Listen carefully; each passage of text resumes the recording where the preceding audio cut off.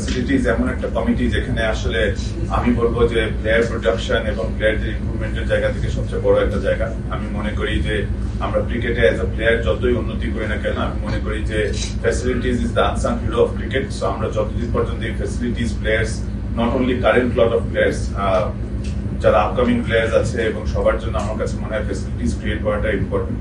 But একটা জিনিস realise করতে হবে যে আমাদের অনেক লিমিটেশনস আছে।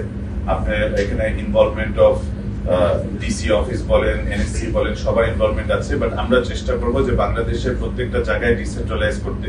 ফর এক্সাম্পল, একটা পঞ্চগড়ের ছেলেরও কিন্তু স্বপ্ন দেখতে হলে ঢাকায় এসে প্র্যাকটিস করতে হয়, বিভিন্ন একাডেমি খুঁজতে হয়, বিভিন্ন জায়গায় কাজ করতে হয়।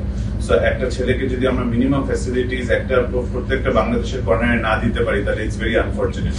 আমি মনে করি বাংলাদেশ ক্রিকেট এতদিন পর্যন্ত যে স্টেজে এসেছে, with the current facility we have, I think we should consider ourselves very lucky যে আমরা এই ফ্যাসিলিটিস নিয়ে এত উপর পর্যন্ত যেতে পেরেছি, আলহামদুলিল্লাহ। Which on the brighter side we can understand that we have the talent, we have the caliber. So আমরা যদি রাইট ফ্যাসিলিটিস ক্রিয়েট করে দিতে পারি, তাহলে Bangladesh will have a brighter future.